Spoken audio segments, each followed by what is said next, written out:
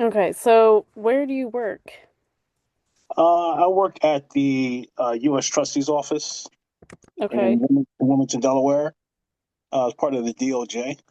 okay. And how long have you been there? Over 23 years. At the DOJ? Yes. Wow. Is that your only position that you've had in the federal government? Yes. Wow. What do you do there? Paralegal. Okay.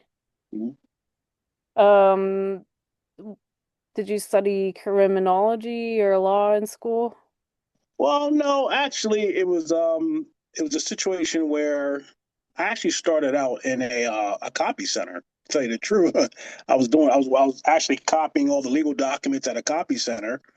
And then I was hired at a law firm, a local law firm, to handle all their filing. And then once I got in there, I did that for a couple of years.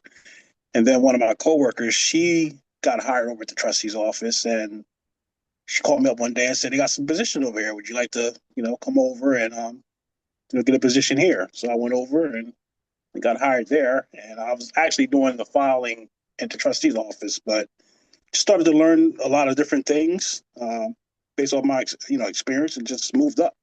Yeah. Okay, that's awesome. So what is the Office of Trustees? What do they do? The trustees' office are the ones who oversee the bankruptcies in Delaware. Everybody files for bankruptcy in Delaware. That's the Okay. main place where people file for corporations and normally Chapter 7. It's in every state, but Delaware is like the ground zero of people filing for bankruptcy. Okay. So we're trustee's office is right across the street from the bankruptcy court. Basically the overseers for the attorneys and trustees for the bankruptcies. Okay, so this is anybody in the US or is it just East Coast? So it's everybody in the U.S. Okay. All major corporations. Chapter sevens for individuals. Chapter 13s for individuals. Okay, so individuals filing for bankruptcy and corporations. Yes. Yep. Okay. So tell me what you do day to day. I'm sorry. Say it again. Tell me what you do day to day. I didn't understand the middle word. I'm sorry. It's kind of my phone's kind of low. Can you describe what you do day to day in your Oh, job? I'm sorry. Yeah. I do a lot of things. We do like fee application review. We do like MTR review. It's like the initial when people file their petitions. We look over those. We do like the audio recordings for the meetings. Uh, we I mean, it's a lot of stuff that we do as far as in regards to people filing for for bankruptcy. Okay. So what are some challenges that you're seeing in the Trump administration? Well, um, it's been challenging, just hearing like when this all first started, and you started to hear, the talking points in regards to how people feel about federal workers, and them not really knowing, what we actually go through on a day to day basis. And we were looked at as we're lazy, we don't do anything, we sit around the office all day, and just that picture that was painted, on us, and being labeled, like that it was kind of it was kind of crazy when I first started hearing about it. I was like, wow, like really, they really look at us that way, and but they don't really know the inside story. I mean, I can even not even just talking about myself. I mean, I learned about how a lot of different federal workers work for like major parks and stuff like that, and hearing their stories, I was like, wow. I mean, the federal government is vast. It's not just about people in offices and stuff of that nature. So it wasn't good to hear. Yeah, yeah. So in your experience, federal workers are not lazy. No, not at all, not at all. And Hmm. we actually go through a lot now. I've heard this a lot. In every when it comes to every job, there's people that work hard. There's people that slack. What I mean, that's in the private sector and the public sector. So you can't really put that on one demographic of people when it comes to the federal workers. So Yeah, absolutely. So In your day-to-day job, have you experienced difficulties in doing your job because of like DEI cuts or the ban on words, anything of that nature?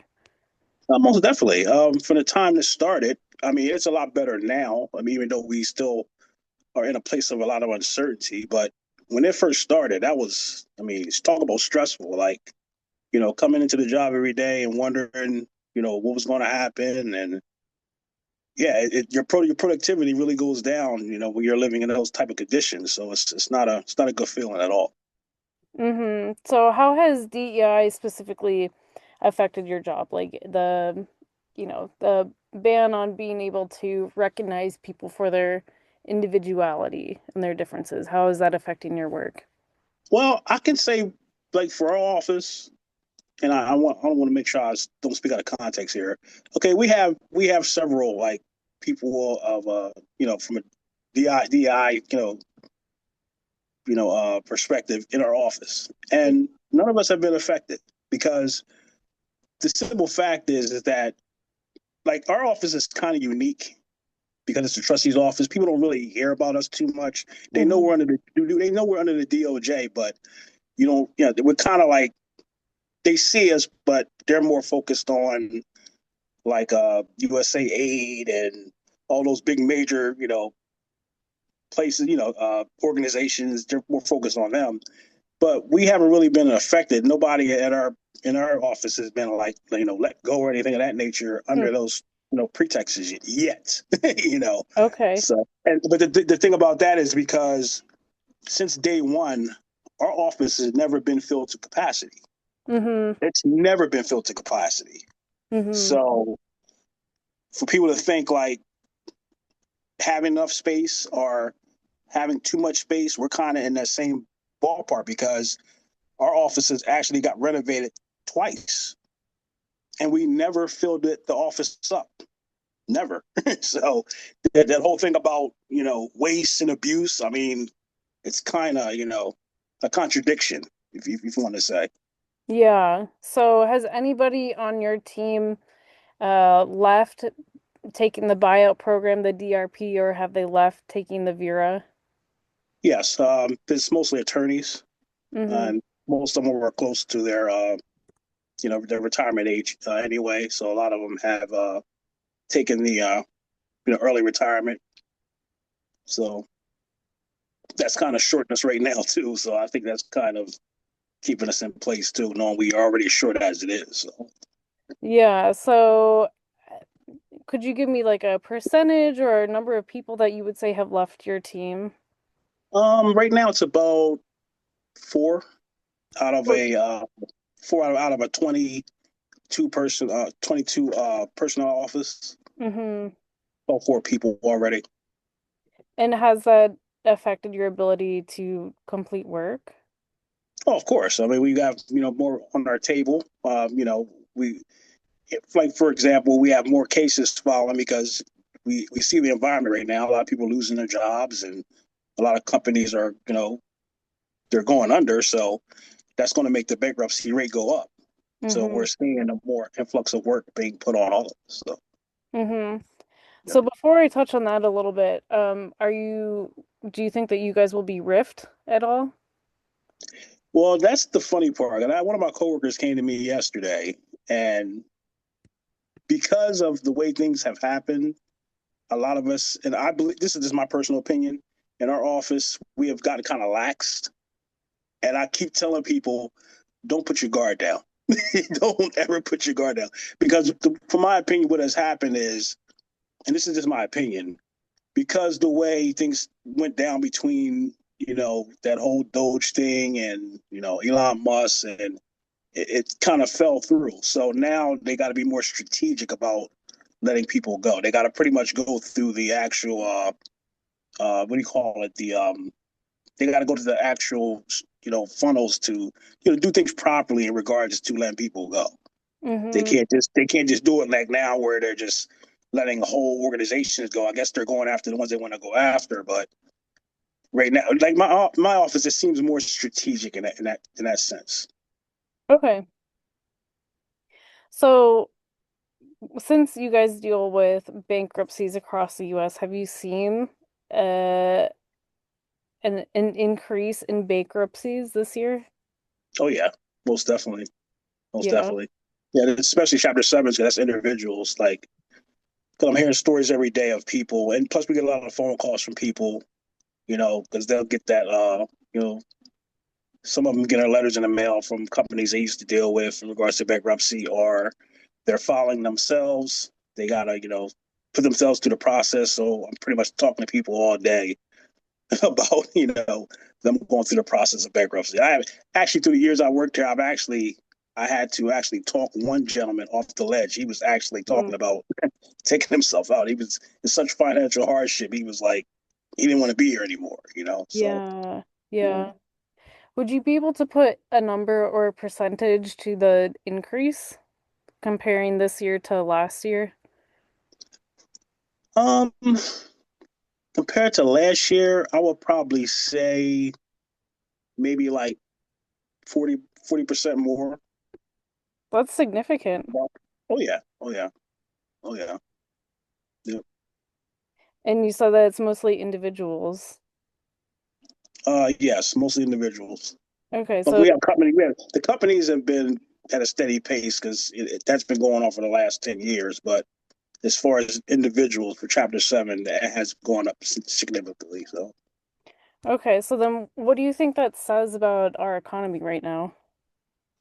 it's not looking good. And the thing is that we're only here in 2025. I've had these discussions with people for the last 5 years, and I kept telling people to get ready for 2025. Between 2025 and 2030, we're going to see it, really start pushing. But I wasn't expecting it to be like this in 2025. This has been a ride, and we're only like, not even all the way through the year yet, and it's been something to remember. So, Yeah. So do you think these bankruptcies are directly a result of Trump's economic policies? yeah, it's obvious because you're seeing it every day. Like, for instance, when you're on, like, for instance, you go to TikTok, there's a whole algorithm of people talking about how they just lost their job, they just lost their house, people sleeping in cars, people sleeping in storage bins. I mean, farmers, not being able to operate. Uh, Major businesses just letting people go by, you know, the dozens, man, and hundreds of people being let go at once. I mean, Mm-hmm. yeah, it's very obvious that they're being affected by, what's going on with the administration and the tariffs. I mean, it's just putting a lot of pressure and pain on a lot of people. So, Yeah. So if somebody needs to file bankruptcy, what is that process like? well, you have to first determine if bankruptcy is the best direction for you to go in. Mm-hmm. You can do like some people may do a debt consolidation. They may think about going that direction. They may have to do like some credit counseling. You actually have to do credit counseling even if you do file for bankruptcy. But if you still have an income coming in, there's an opportunity for you to sit back, maybe just cut back on some things, budget a little bit better. But it's just too hard for people because the cost of living is going up so high. It's hard for people to try to maintain right now. Mm-hmm. So you would have to just, you would make that decision, and then you would have to go to the court, file your petition. You would have to get in touch with a credit counselor. You have to take a credit counselor course in order to go through bankruptcy. You have to talk to an attorney. There's an additional cost for that just as well. Mm-hmm. And I mean, I always give people the advice: if you're going to go through bankruptcy, you might want to start getting yourself ready, probably almost 3 to 6 months before you do it, just to learn about it and just make sure you know exactly what you're doing. I'm actually putting some material together now for people to look over, if that's the direction they want to go in. I want them to avoid that, but if you have to go that direction, it's best to do your research and make sure you know what you're doing. Mm-hmm. So what happens to someone after they file for bankruptcy? I'm not really familiar with the Well, process or anything. there's always, people always talk about the doom and gloom of bankruptcy. It's it does hurt you in a way where it's on your file on your credit report for like 7 to 10 years. Mm-hmm. But in this current environment, it's not such a bad thing. It's Mm-hmm. not the end of the world. And that was one of the things that I talk about to a lot of people, especially the gentleman who, was pretty much talking about taking himself out of here. I told him, I said, look, man, it's just money. Okay. It's not the end of the world. If you have the opportunity to start over, God's giving you the opportunity to start over. So don't never forget that. That's Mm-hmm. anybody out there listening. Don't ever forget that. You have a chance to start over. It's not the end of the world. Mm-hmm. So then basically all of your debt gets wiped clean, and is your credit score reduced to like 600 or something, zero? How does that work? Yeah, it depends. Yeah, it depends on what your credit score is at the time. You could take almost up to a 200 point hit, Mm-hmm. from filing for bankruptcy. Um, but like I said, it's not the end, but especially now, as we all see, we're transitioning into a new economic system. So, but the only thing that I'm worried about is that even if you're in good status, which you're financially, you have good credit or whatever the situation is, even if you're somebody who's wealthy, there's another situation that we're going to have to deal with even after that. And we're talking, I mean, I don't want to get into no type of conspiracy thing or nothing like that, but we're talking about things like social credit scores and stuff of that nature. So you just having money and you having the ability to buy stuff and do all that good stuff and be in a good financial place is not going to be enough. Mm-hmm. You're actually going to have to watch what you do on social media. You want to watch how you carry yourself out in public because that's going to also affect your ability to be able to travel, buy food, or whatever it is that you want to need to do. And this is what this is really all about. So, Mm-hmm. So who would you recommend should file for bankruptcy? well, it's pretty simple. I mean, if you have such a substantial amount of debt that you can't overcome, because we all know, you know, it's like for instance, credit cards, interest rates are through the roof. I mean, it's your ability to pay that back is if you're not paying it full every month, it's going to be impossible for you to pay that off. Mm-hmm. So if you got substantial debt that you know you're never going to be able to overcome, you can't manage that, bankruptcy is probably a good idea for you to start over. But the thing is, dealing with people, help people with credit, bankruptcy, especially if you're young, don't keep doing that cycle just because you know those opportunities are there. Because I've seen a lot of people, they think because bankruptcy is there and your credit fix is there, they keep doing it, and then they get to a certain age and like, okay, I'm old now. you know, I can't keep going through that cycle. I gotta tighten up. So Yeah. So does bankruptcy also wipe out your student loans? no, No. no, that's taxes, student loans are two of the things that you can't get out of when it comes to bankruptcy. Okay. Yeah. That's a bummer. I know. And like the thing is, education. I mean, I believe education should be free for everyone. It shouldn't be something that's charged to people because you Yeah. know other countries they give you free education as long as you bring that knowledge back to your country and Mm-hmm. you're a productive citizen of your country. It's free. So I don't know what's going on here. So everything's a Yeah. money grab. So, Yeah. So in your work with bankruptcies and dealing with individuals, you're seeing significantly more bankruptcies being filed this year by individuals than last year. Um, mhm. are you seeing anything like through Trump's executive orders that are affecting the process of your work? Anything that's slowing you down? um, I'm trying to think of any specific executive orders. I mean, I can't think of anything on top of my head that's affecting me directly at my job. Mm-hmm. I mean, I'm sorry, I got a brain for you. I'm trying to think of anything that's because I mean, like I said, my office is kind of unique. We don't. Everything is so hush hush. Like, there's nobody like directly come to us saying, I mean, we see emails all the time. Every time an executive order comes out, we see an email. Mm-hmm. And they're mostly focused on like other issues like sexual misconduct or um, sexuality, stuff of that nature.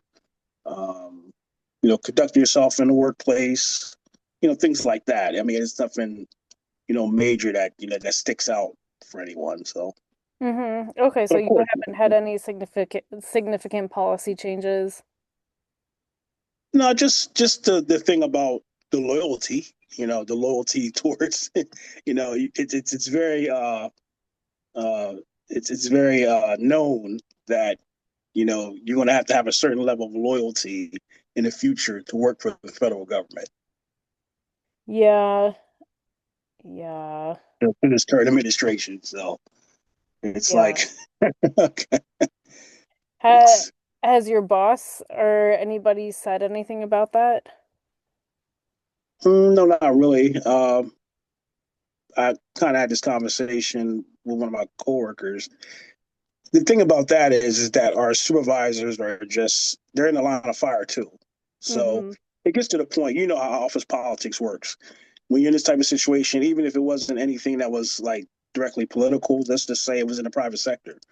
When things like this go down, where they got to make sure they protect their overhead, it it rolls downhill, and it's more like it's either going to it gets to the point where it's going to be either me or you. You know what I mean? Mm-hmm.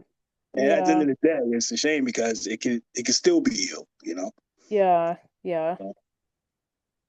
So you were working for the DOJ, back with Trump when he first came into office. What are you seeing Mhm. now that's different this time than last time?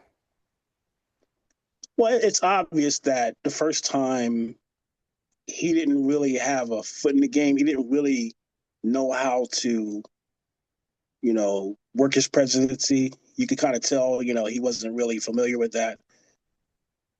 Versus now, you can see he knows all the inside, information he needs to know now. Now he's going full throttle. So that was the biggest difference I saw. And it was funny because, you know, I was like, back in those times, we looked at things being okay.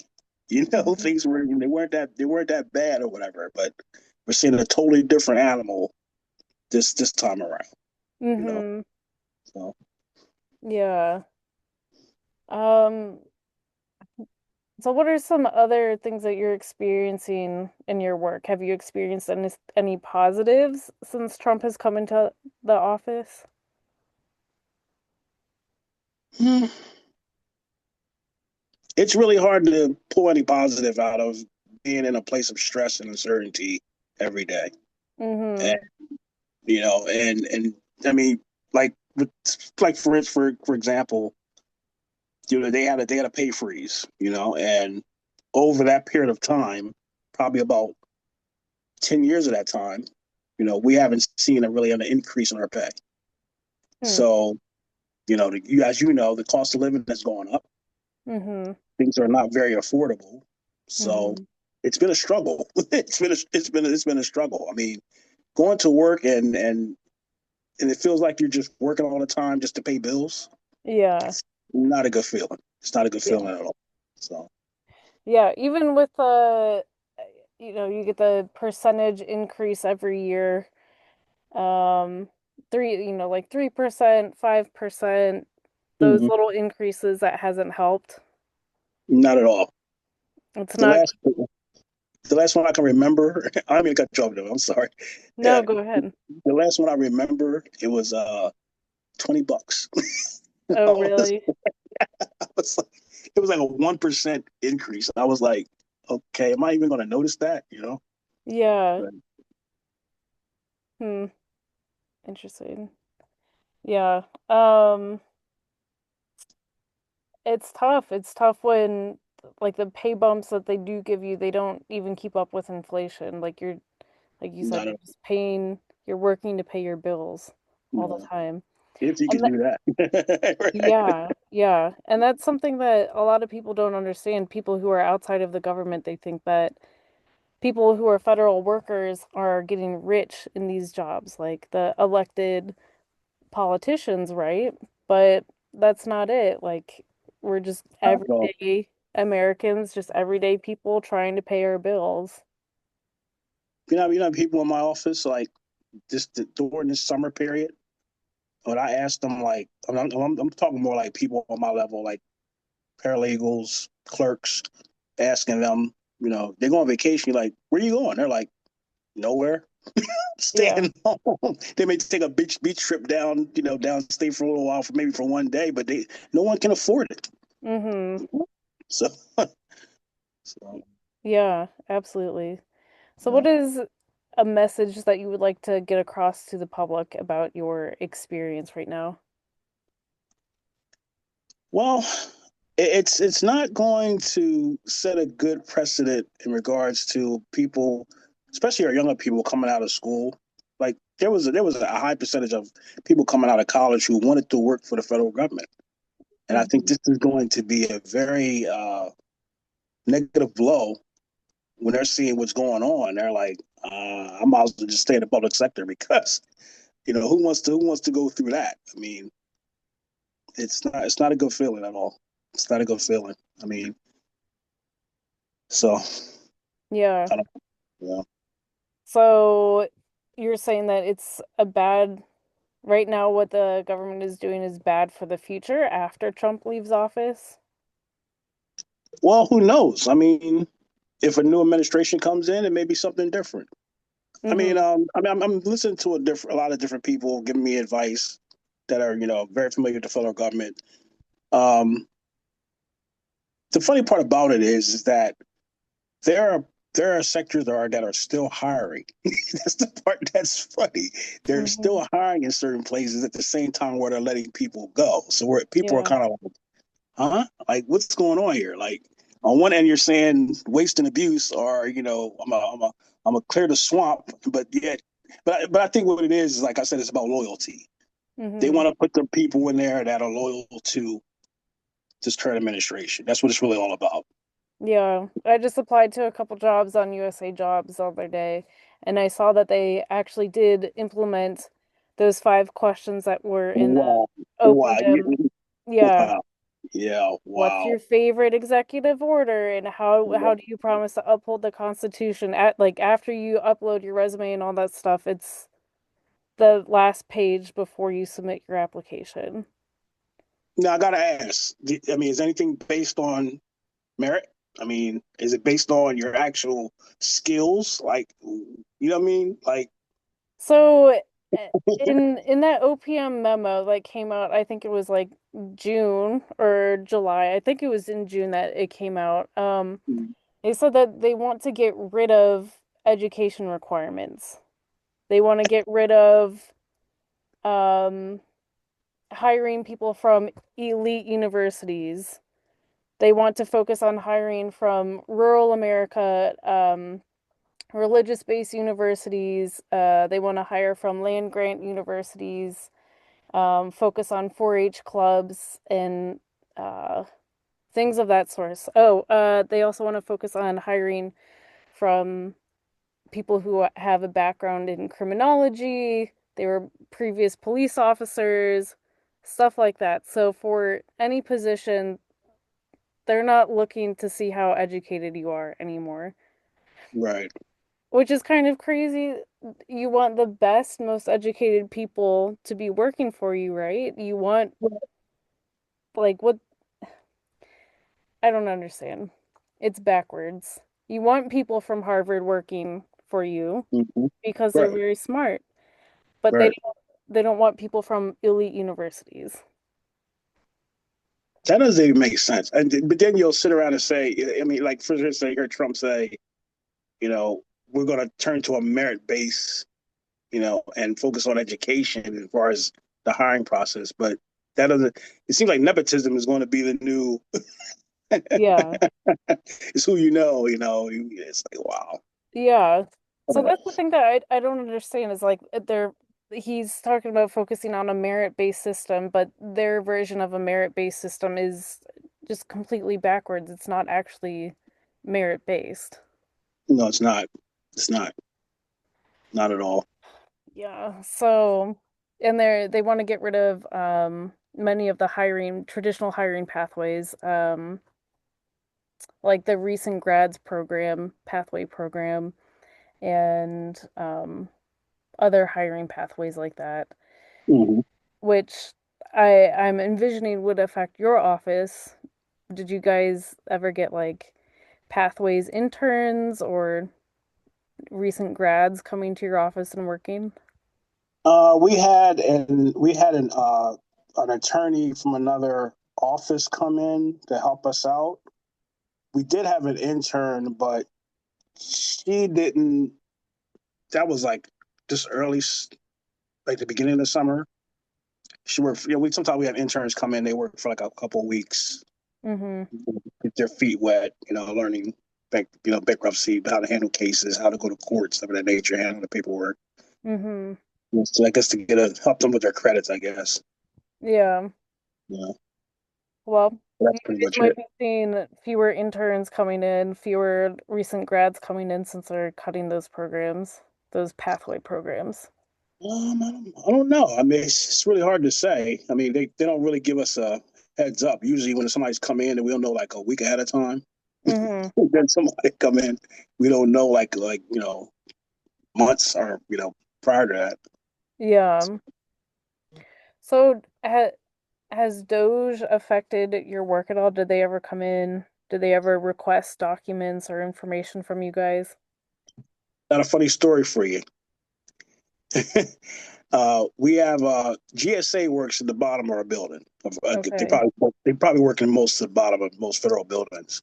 Mm-hmm. And I had to go. This gentleman I work with all the time. He's the head of GSA. And I went down there to go get him for something. And when I first walked in, there were two people working in the front that I'd never seen before. Mm-hmm. And I walked in and I said, is Ken available? And the female was like, "Who are you?" I was like, I was like, "Whoa, okay." I'm from upstairs from the trustee's office. I'm just wondering if Ken is available. Mm-hmm. He's not here yet. I have to call him. I was like, real nasty, like another gentleman. He was a little bit more polite, but he was just like sitting there, like, who is this guy? But anyway, I happened to turn around, and on the wall was what's that slogan that Doge used? I forgot what's the slogan that they use? Oh. Um, I forgot the slogan that it was on a piece of paper on the wall. Like somebody Mm-hmm. printed it out. Oh, it was something about efficiency or something. Oh, it was like we handle fraud, waste, and abuse, and it was on Okay. a piece of paper on the wall. So when I turned around and saw that on the wall, I said, "I bet these guys are from Doge, Mm-hmm. working in the building." And it's like, whoa, okay. I think they were. I don't know, but I just gave me that feeling like they were Doge, and they're probably monitoring everybody in the building. Yeah. It's kind of weird.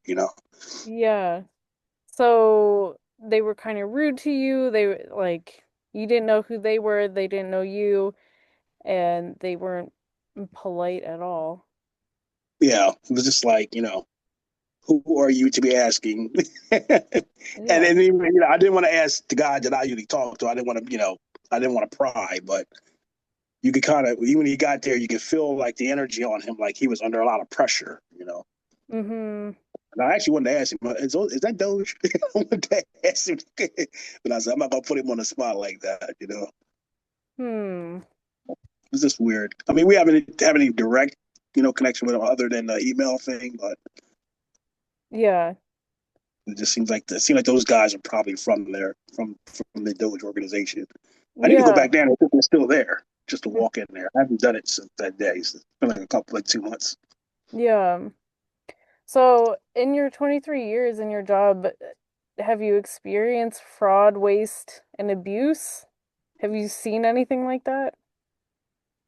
Well, as I mentioned earlier, I don't look at it as fraud or waste or anything like that, but uh, I guess I can say, I mean, we waste a lot of money on renovating the actual office space, Mm-hmm. and we never filled it to capacity. So that's why I really took it personal. Like, wait a minute, what are you guys talking about? Fraud, waste, and abuse? We haven't even had a full office. Yeah. We're working on a short crew as it is. So for people to say that, that's kind of like that's an insult. Yeah. So, like, as far as, I don't know, bankruptcies that are filed, do they seem legitimate to you? Do any of them feel fraudulent? Well, you have that on, in the whole period I've been in the government, you always have, people who are trying to take advantage of the system, Mm-hmm. whether it's Chapter 11 or corporations, or on a Chapter 7, individuals. People are always trying to get over on the system. So, and we do have a system that we have in place that we look out for those type of filers. Like we call them, like for Chapter 7, we call them multi-filers. They'll try to do it like every couple of years. Like I mentioned, people think that's a way out, so they'll keep trying to do it over and over again. So we got to keep our eye out on them. They'll try to change their name or try to change their identity and stuff of that nature. So Huh. yeah, So you guys already have a system in place to make sure that there's no fraud that occurs. yeah, pretty much. And do you think it works well? Do you think there's any fraud that slips through the cracks?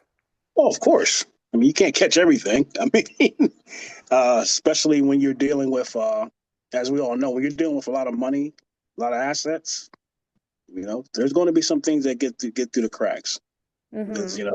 you even have people within your own system, that you gotta that you see like, wait a minute, okay, I don't want to get too deep into that, but there's a lot of money and different items that come through there, so Mm-hmm. it's a show. It's a show. Okay. So if you come across something that you see as fraudulent and it's missed, what Mm-hmm. happens as far as like accountability, or actions taken against the staff for not catching the fraud?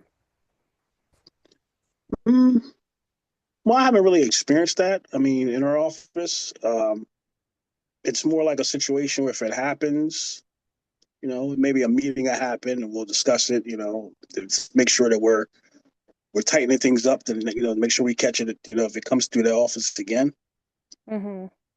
But nothing like like if something gets through, and I mean, because we're even though we're the overseers, we're not deep into you know being able to see everything. I mean, we're looking at everything from regards to the individuals within the corporations that are filing, or the individuals that's filing for Chapter 7. Mm-hmm. But as far as like what the trustees handle, which they're pretty much just that are overseeing all the the monies and the assets of that nature, we're overseeing them, but we're not able to pinpoint every little thing that they're doing. But we do Mm-hmm. see some things we're like, wait a minute, like how is he doing that? Like wait a minute, like like that seems a little odd. I mean, I can't get into detail, but Mm-hmm. you know, So, as far as efficiency, do you think that your office is efficient in completing work? almost definitely. We're always being getting recognition for meeting certain tasks in regards to you know Chapter 11s, and we're always being acknowledged because we're actually the main office in the United States. So even though I mean it doesn't seem like it to me, but we get the influx of all the bankruptcies coming in, so we kind Mm-hmm. of have the advantage of that's why your last question, that's kind of reason why like a lot of things that we may not catch doesn't get like, oh, you're punished for that, because it's part of the game. Mm-hmm. Yeah. So, do you think there's any way for DOJ and your office in particular to increase efficiency? Mm, right now, which I see they're kind of doing, is they're implementing a lot of new technology into our office. Of course, we all know AI is taking over. So, but Mm-hmm. the only problem is that, as we know, they can also take our jobs. So, um, it's kind of been a slow process for us coming through, but you can actually see it. Like for instance, we have a system called Learn DOJ. You might be Mm-hmm. familiar with it. Where you go and you learn, you watch the different videos throughout the year about different Like your things, trainings and all being that. trainings and stuff, right? So it's like you'll start to see like little things coming through about how they're implementing AI into a lot of different job tasks. It hasn't quite gotten there yet because we still have things that are done manually. but we know it's going to get to that point where they're going to probably, implement AI into a lot of stuff. So, Yeah. So what kind of technologies are they implementing right now?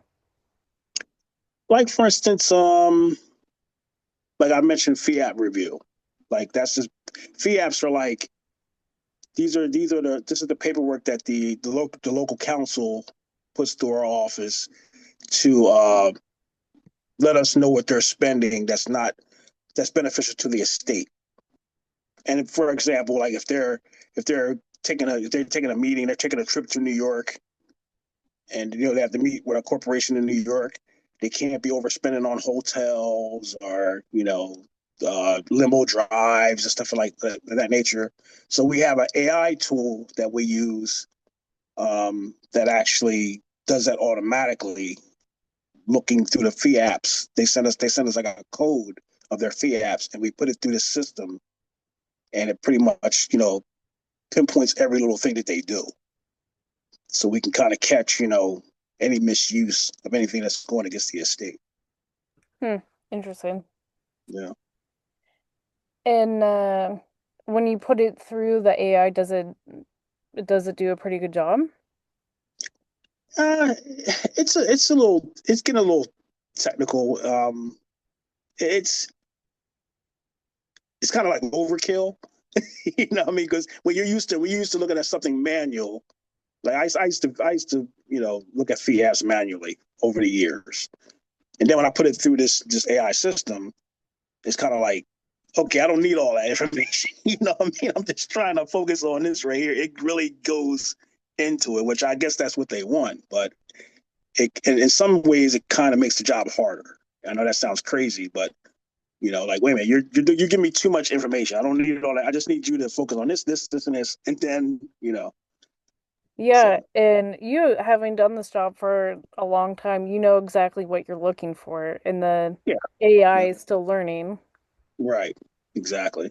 So, Now, the one thing I can say is that in some aspects of the workforce, AI is working well, but like for instance, in bankruptcy, it's going to take a little bit longer because it's kind of. I think it's going to be harder for AI to learn on its own because bankruptcy is a lot of information. So it's really going to take all that information. They're going to have to break it down and actually, you know, it's really got to really take its time and pinpoint what we really need to look for. And the guy who's working on that program, he's always changing it. That's how you know he hasn't quite gotten there yet. So I yeah. want to name. I'm not. I wanted to name the program, but I'm not allowed to. So Yeah, I'm yeah, sorry. yeah. No, yeah. Yeah. Um, So what part of the government were you in? so I used to work for the USDA. I Oh. was in the Foreign Agricultural Service. Our main mission was to develop international communities, so that they would be our future trading partners. Mm-hmm. And we also responded to political things that were happening around the world.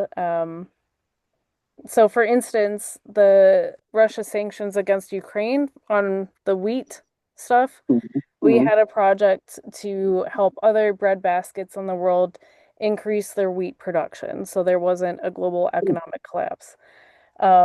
So we did a lot of projects like that. Another interesting project that we had was um, to stop um, the black seed market, like illegal seeds coming into the United States and affecting our agricultural system. And yeah, and 50% of our team is gone. So a lot of, Now I gotta ask. Black seeds means the seeds that we actually need, right? no, black seeds are like Oh. illegal seeds that are coming into the country. So I don't know if you've heard that China was sending over seeds of tomato seeds that you would get Mm-hmm. at like Home Depot or something. Um, Okay. and people would plant them, but it wasn't actually tomato seeds. It was invasive species. Oh wow. So that Wow. affects our agricultural system. Oh, okay. I'm sorry. I thought it was. Oh wow. Yeah, Wow. so stuff like that. Wow. Yeah. I mean, we do a lot of really interesting projects. And yep, 50% of the staff got cut and a lot of the projects got cut as well. My last official day was April 22nd, and yeah, I've been So those are getting through, probably getting through now that you guys are not overseeing that, right? it, probably it's things are a lot more lax now. But I don't know. I haven't talked with the people who are on that project, Hmm. but the two other people who were supporting the program manager on that project are gone. So if the program manager still has that project, if that project is still allowed to go on, then he doesn't have any staff to support him and help him run the project. Hmm. And that wheat project was a $19 million project. It was our largest project. Um, that program manager had been there for 15 years and he's gone. He got doged. So it's kind of a mess. It's a mess. Wow. Yeah. Wow. Um, Wow. yeah, we worked with a lot of universities. You know, we had a lot of professors helping us implement these projects and do the technical side of stuff. Hmm. And for a long time, hold on, I need to sneeze. Sorry. So for a No, long you're fine. time, You're fine.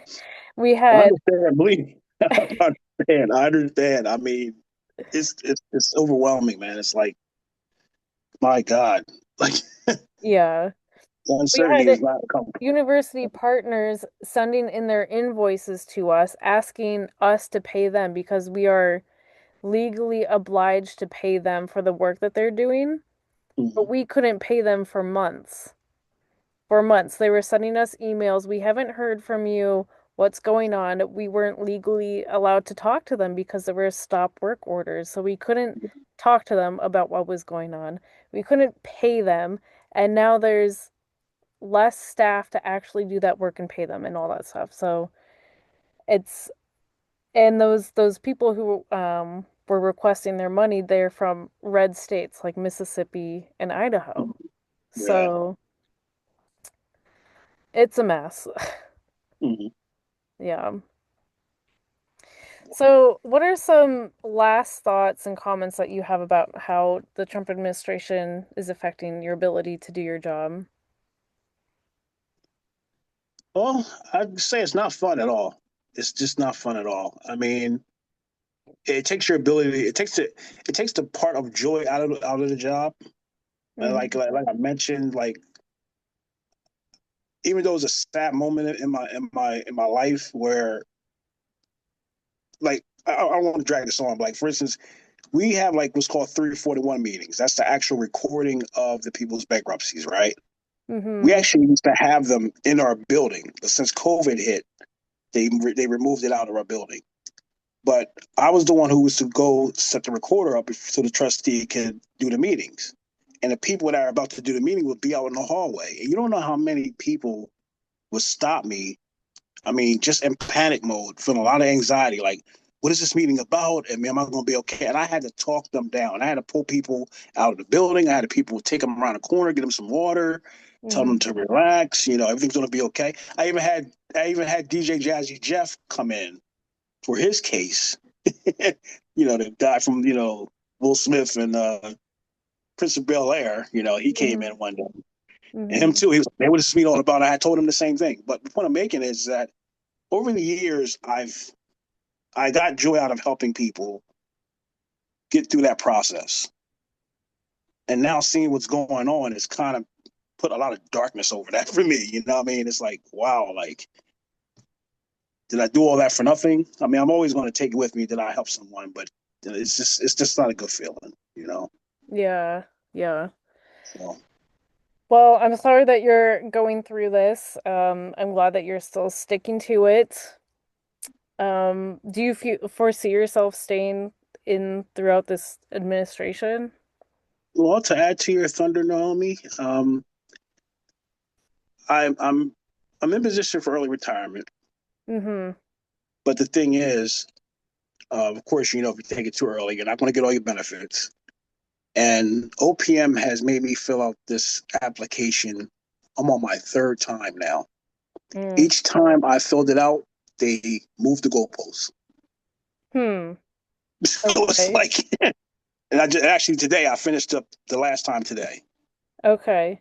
because they kept changing the website. They kept doing all these things, and I'm slowly seeing my retirement go down each time through this whole process. Oh man. So you're trying to take the early retirement? Well, what I've done is because I know if I take it too early, I'm not going to get my full benefits.